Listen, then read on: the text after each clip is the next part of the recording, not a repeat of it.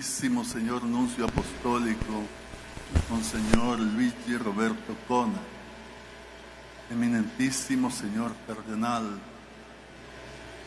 queridos hermanos obispos, ilustrísimos monseñores, queridos sacerdotes, queridos diáconos, queridos seminaristas, queridas hermanas religiosas, queridos hermanos religiosos, amadísimos hermanos y hermanas en Cristo Jesús.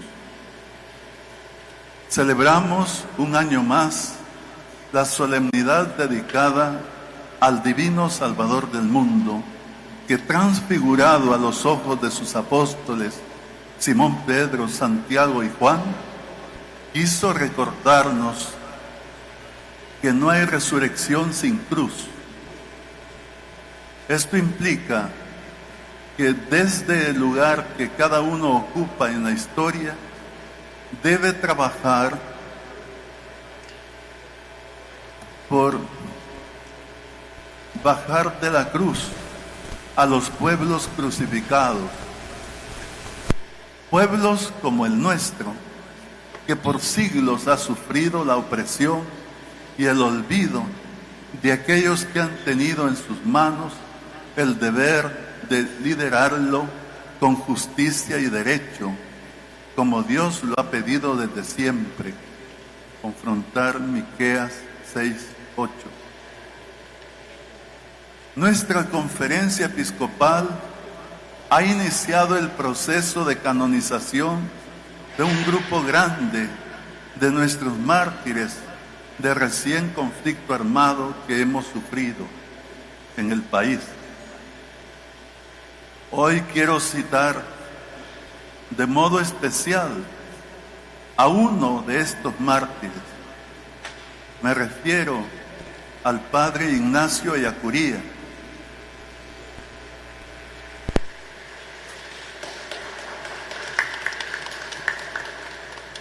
Me refiero al padre Ignacio Ellacuría, quien exactamente 10 días antes de su martirio, es decir, el 6 de noviembre de 1989, recibiendo como rector de la UCA el Premio Internacional Alfonso Comín en el Ayuntamiento de Barcelona, dijo: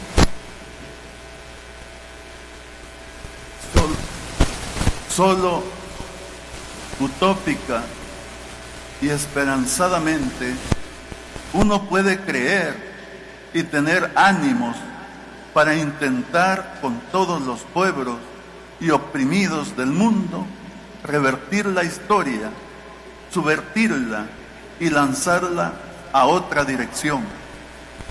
Tomado de los escritos universitarios del padre Ignacio Ellacuría, la página 311. Son estas profundas palabras que encierran una gran verdad. La historia debe revertirse desde los pobres y oprimidos del mundo, porque son ellos las verdaderas y únicas víctimas de la historia. Son los ninguneados, los invisibilizados, los marginados, los excluidos de la sociedad, y sin embargo son los que representan a Cristo. El Papa Francisco, citando a Charles de Foucault, explicaba el año pasado que los pobres son aquellos que del modo más perfecto imitan a Jesús en su vida exterior. Ellos nos representan perfectamente a Jesús, el obrero de Nazaret. Dijo el Papa: son los primogénitos entre los elegidos, los primeros llamados a la cuna del Salvador. Fueron la compañía habitual de Jesús desde su nacimiento hasta su muerte. Mensaje del Papa Francisco en la Sexta Jornada Mundial de los Pobres del 13 de noviembre del 2022.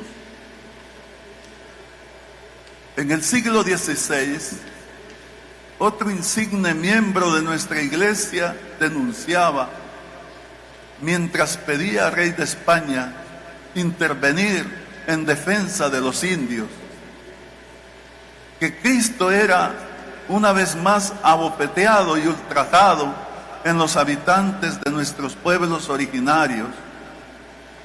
Me refiero a Fray Bartolomé de las Casas, que respondiendo a un hombre que le preguntaba por qué deseaba comprar a los indios, él dijo: yo dejo en las Indias a Jesucristo nuestro Dios, azotándolo y abofeteándolo y afligiéndolo y crucificándolo, no una, sino millares de veces, cuando es de parte de los españoles, que asuelan y destruyen a aquellas gentes y les quitan el espacio de su conversión y penitencia, quitándoles la vida antes de tiempo. Desde que vi a Cristo que lo azotaban y abofeteaban y crucificaban, acordé comprarlo. Hasta aquí la citación, las palabras de Fray Bartolomé de las Casas. Cita de Historia de las Indias, obra suya, en la página 510. Amadísimos hermanos, esta ha sido también la historia de nuestro pueblo. Es la historia que los victimarios no han querido contar porque tiene pasajes oscuros que sin duda denuncian su pecado de ambición, y quienes han osado escribirla de esta forma han sido acusados de promover leyendas negras.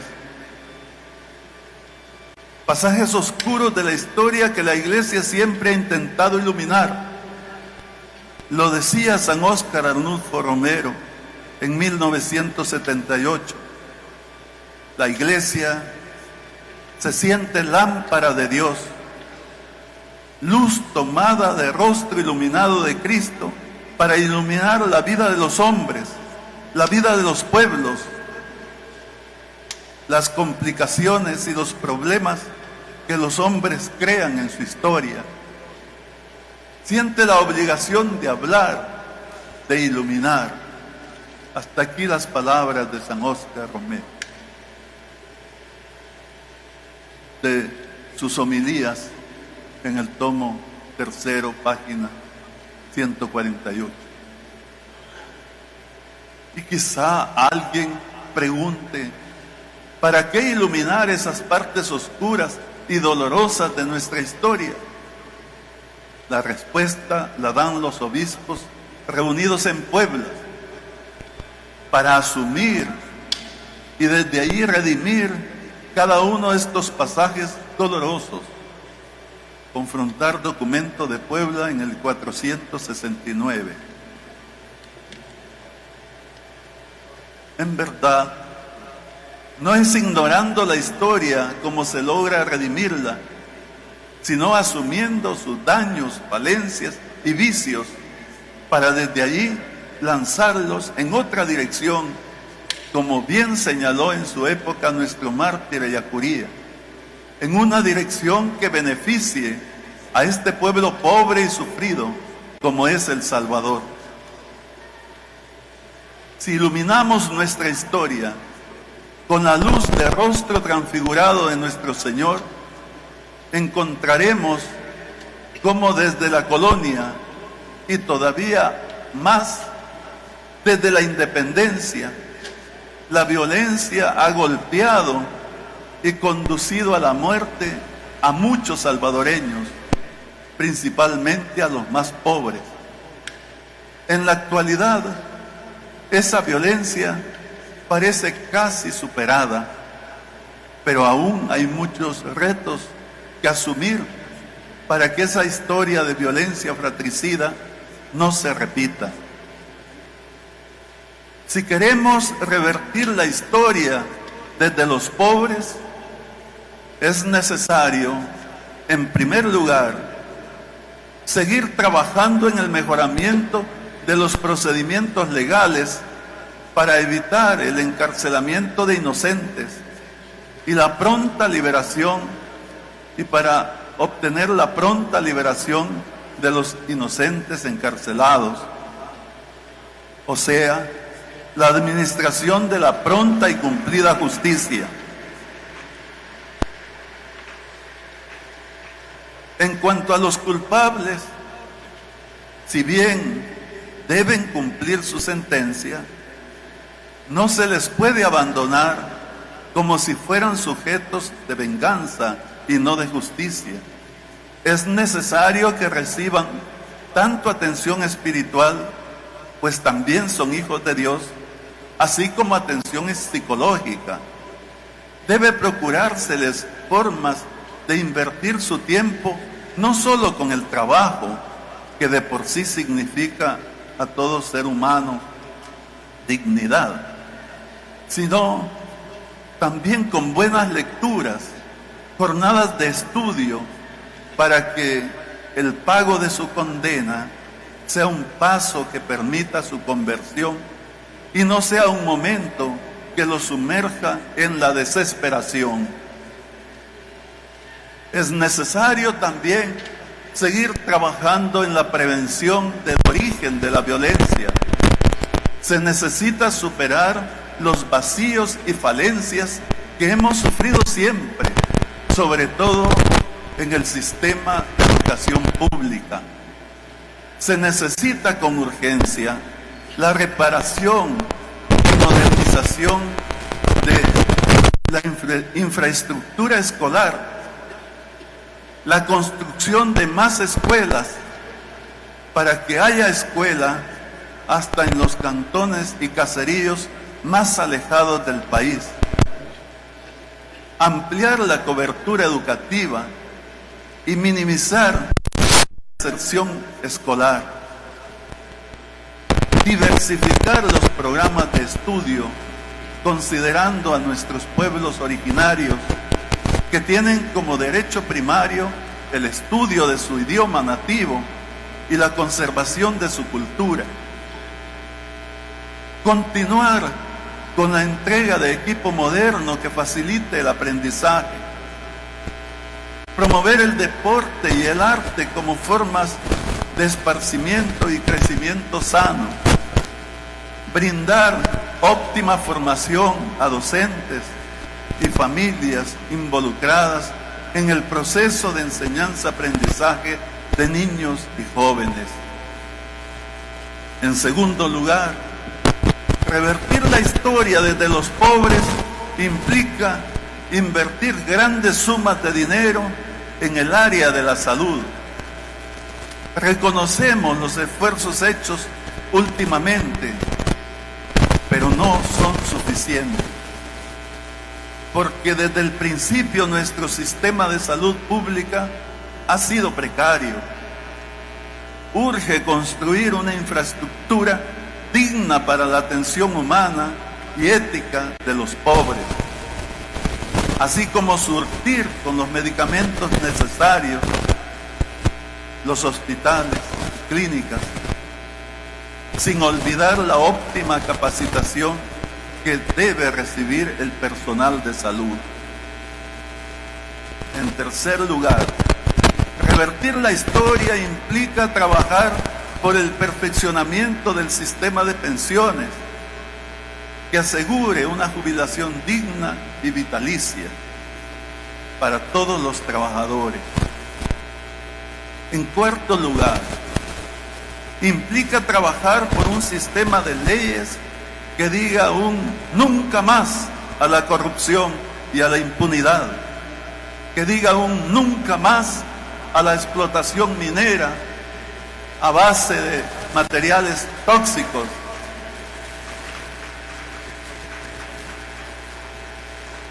que contaminan nuestra agua. Un sistema legal que proteja siempre el derecho al agua y a la seguridad alimenticia.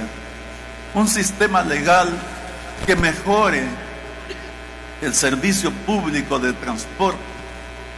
y que vele y promueva la defensa del medio ambiente.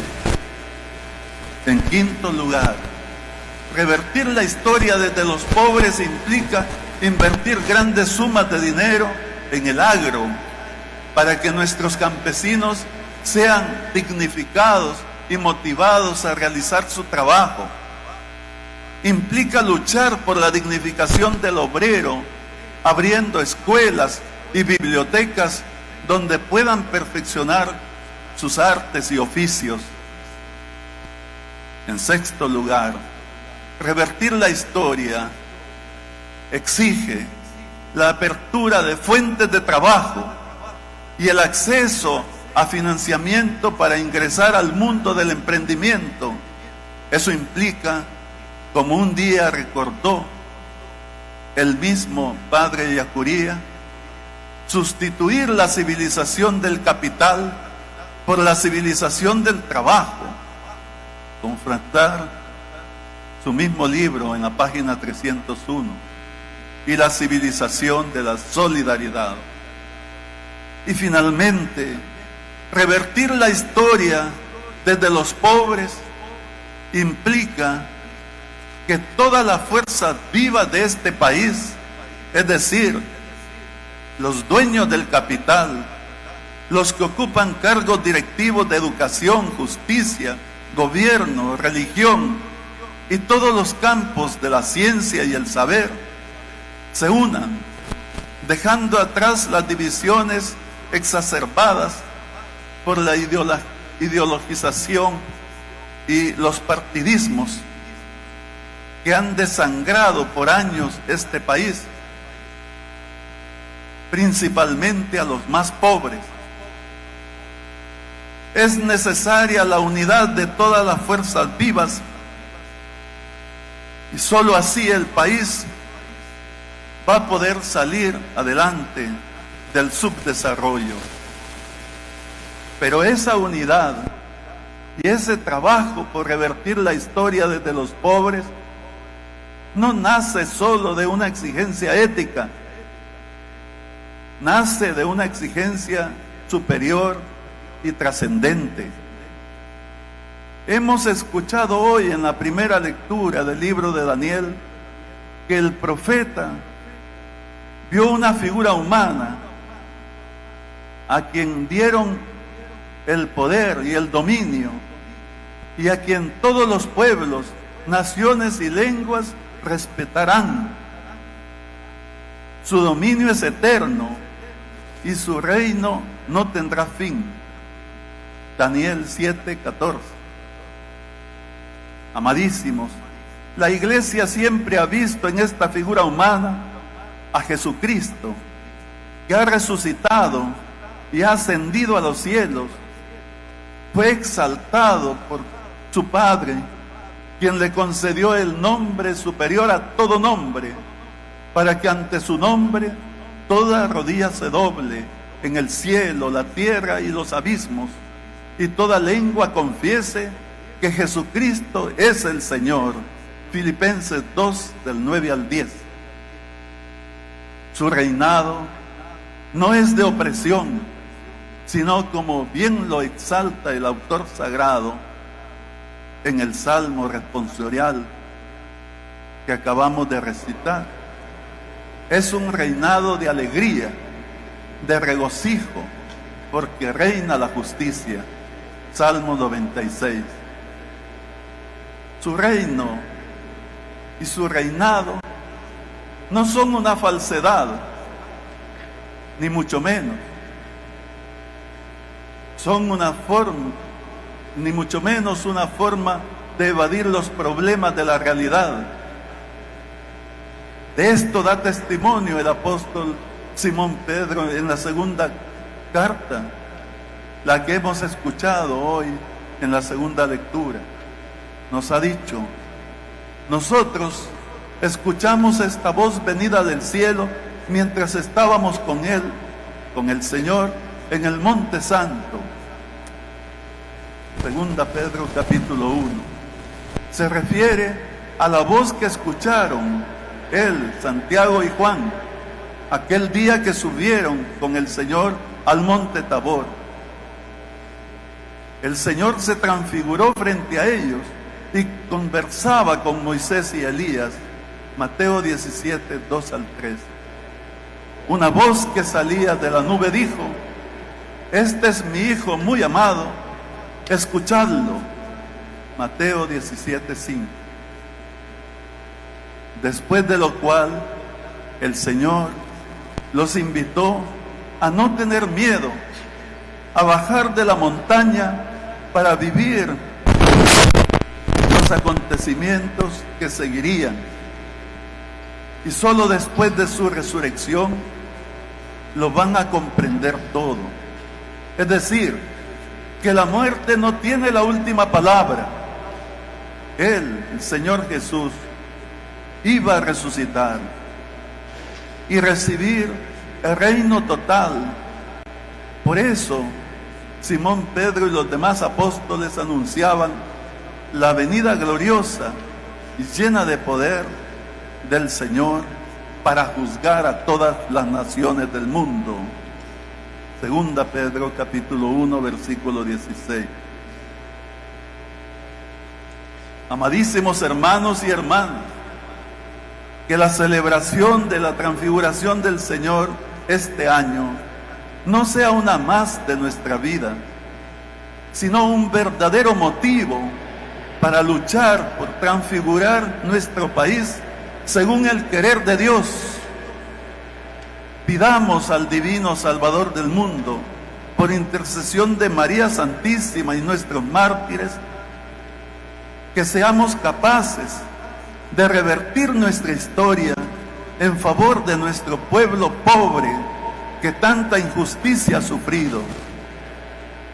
Divino Salvador del mundo, protege y bendice a este pueblo que lleva tu nombre.